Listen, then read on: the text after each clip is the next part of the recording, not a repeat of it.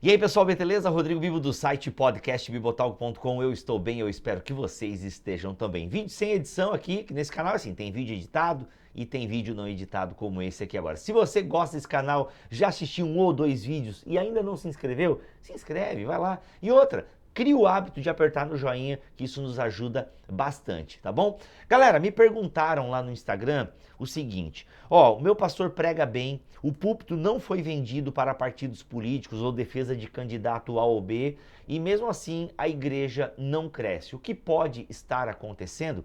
Já quero deixar o desafio para você. Como é que você responderia essa pergunta? Como é que você, antes de ver a minha resposta, coloca aí, gente, sem medo de errar, sem julgamento. Se alguém ficar te xingando ou te depreciando nos comentários, eu já vou banir essa pessoa do YouTube. Aliás, aqui do canal, né? Aliás, vocês sabiam que essa é uma ferramenta sensacional do YouTube? Porque assim, gente, eu não tolero xingamento com um convidado meu, ou pessoa que chega dizendo assim, ó, esse vídeo tá uma porcaria. Pô, mano, eu não faço porcaria, tu pode não concordar comigo. Agora, dizer que aquilo que eu faço é porcaria, eu não aceito esse tipo de crítica. Aí eu vou lá e oculto, eu não deleto, né? Eu falo assim, ocultar a pessoa do canal. Ou seja, essa pessoa deve continuar comentando aqui, mas ninguém mais vê ela, nem eu vejo, nem você. Isso é uma maravilha, a pessoa fica num limbo aqui nesse canal, que é sensacional. Então não tenha medo de julgamentos. Como é que você responderia essa pergunta?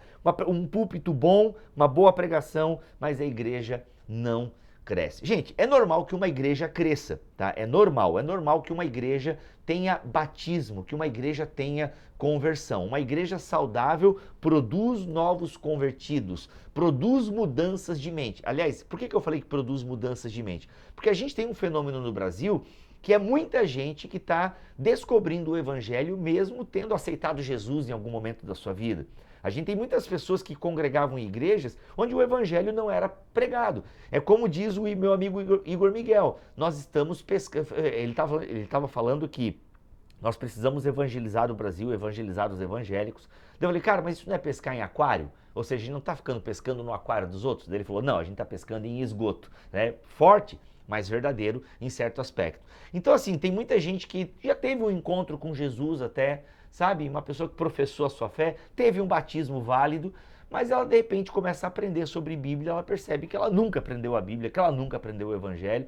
Então assim, é normal que uma igreja tenha esse fenômeno, que ela cresça, sim, numericamente, e que ela tenha conversões e batismos. Isso denota uma igreja saudável, pelo menos é o que dizem os teóricos aí da eclesiologia e da missiologia, e é o que a gente vê no próprio Novo Testamento. Se a gente olha o livro de Atos, a gente percebe ali, principalmente nos primeiros capítulos, que o número é sim uma coisa importante. E aí, né, o Lucas, ele cita, primeiro 3.000, depois mais, a igreja já estava com 5.000, vai relatando um crescimento numérico. Então há sim uma importância numérica no crescimento da igreja. Obviamente, não nos moldes como a gente vê hoje em dia, que é meio que uma linha de produção e tem que ficar multiplicando, porque GP que não multiplica tá doente, sabe? Essa neura assim, não, isso já é doença, até porque os exemplos de crescimento do povo de Deus na Bíblia são exemplos que vêm da natureza e o crescimento da natureza ele é gradativo, ele tem um tempo, não é uma coisa assim industrializada, não se produz crente como se produz, sei lá, uma peça de plástico. Então não é assim que funciona, mas há um crescimento e o crescimento é importante e denota sim a saúde da igreja. Inclusive o próprio Leslie, nesse livro aqui, O Segredo Revelado, uma introdução à teologia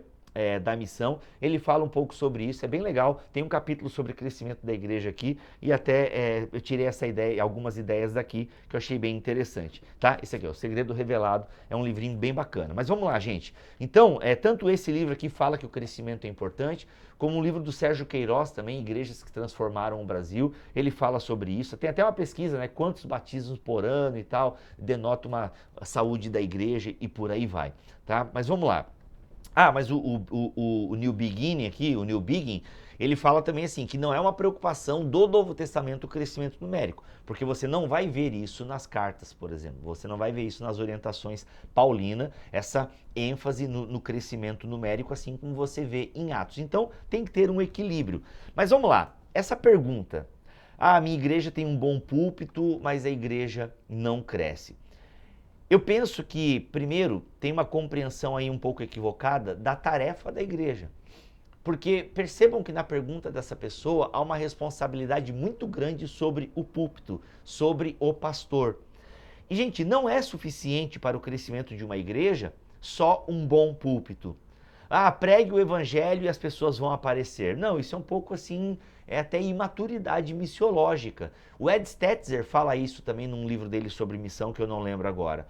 Sabe, tipo assim, se criou um pouco essa ideia de que não, números não são importantes e pregue o evangelho, é isso aí. Por isso tem um monte de igreja histórica que está minguando, entendeu? É uma igreja histórica que só cresce porque nasceu um filho da família do João e da Maria. Então, ó, temos um novo membro aqui no ano de 2022, porque nasceu aqui o Josué, filho do José e da Maria, entendeu? Então, assim, complicado, né? Porque se criou essa ideia de que basta pregar o evangelho e números não importam. Não, números importam sim, indicam a saúde da igreja, não pode ser a obsessão da igreja. Temos que crescer, temos que crescer, temos que crescer. Mas uma igreja bíblica, sim, as pessoas vão aparecer, e aí eu vou explicar como é que elas aparecem, as pessoas se convertem, há um crescimento numérico. Ele pode ser pequeno, mas ele é gradativo e ele acontece. Tá bom? Ele acontece. Mas voltando então para a minha resposta. Primeiro que eu acho que não pode haver essa pressão como se só o púlpito fosse suficiente para o crescimento da igreja. Que legal que o púlpito é bom, isso é fundamental numa igreja. Uma igreja é alimentada em partes por aquilo que emana do púlpito, mas ele não é exclusivo, ele não é sozinho, ele não é o único caminho, sabe? Ele é um papel importante para o crescimento da igreja, mas ele é só uma parte, sabe, do projeto, ele é só uma peça nessa engrenagem. Gente, não pode ter essa pressão só sobre o pastor para o crescimento de uma igreja. O crescimento de uma igreja está ligado ao quê? A uma membresia que tem uma mentalidade missional. O crescimento de uma igreja está ligado a uma membresia que tem uma mentalidade missional. É assim que uma igreja cresce. Quando todo o povo de Deus que congrega naquela comunidade local está empenhado em fazer a mensagem do evangelho ser conhecida, está empenhado em fazer a mensagem do evangelho ser demonstrada por meio da sua vida, por meio da sua prática. Eu até contei já essa história em algum lugar de um amigo meu. Ele, um cristão ilibado, sensacional, um homem de Deus e que trabalhava numa empresa. E chegou uma pessoa nova nessa empresa, de uma igreja, mais assim, desse estilo comunidade e tal. E olha, em uma semana que aquela moça chegou na empresa, ela falou de Jesus para quase todo mundo. E o meu amigo, ele se sentiu assim meio, caramba, eu acho que tem pessoas aqui dentro que nem sabem que eu sou crente. E aquilo foi um despertar para ele muito interessante, mas é porque ele aprendeu, né, a ser cristão de um jeito, ele entendeu que a gente não pode ser invasivo, que não há na igreja dele, que é uma igreja histórica, não havia a cultura do fale de Jesus por onde você estiver. Não, tipo, falar de Jesus estava muito ligado a ser uma boa pessoa, a ter uma boa ética, o que é sensacional, né? É o que muitas vezes igrejas carismáticas precisam aprender, ética, sabe? Tem que ter um equilíbrio, sabe? Mas foi muito legal essa experiência que ele teve com essa moça, porque essa moça, tipo, despertou isso. Cara, ela não cansa de falar de Jesus. Porque Jesus mudou a vida dela. Pô, Jesus mudou a minha vida também. Então até o Neil Biggin fala que, obviamente, que pessoas que foram transformadas e que foram alcançadas por Jesus, querem que mais pessoas sejam alcançadas por Jesus, tá? Onde ele fala aqui, certamente não pode haver dúvida de que toda pessoa comprometida com uma causa se alegra quando o número de comprometidos com ela se multiplica. Ou seja, então há uma alegria. Pô, eu fui transformado, eu quero que mais pessoas sejam transformadas.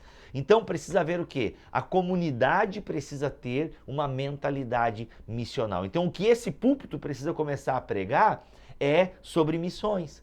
É sobre o perdido, é sobre a missão da igreja, é sobre a vocação da igreja, é o que esse púlpito precisa começar a pregar. É criar uma consciência missional na comunidade. Isso, para mim, foi o que eu respondi lá naquela caixinha do Instagram. Precisa haver esse comprometimento de toda a igreja em, se empenhar nesse crescimento da comunidade, tá?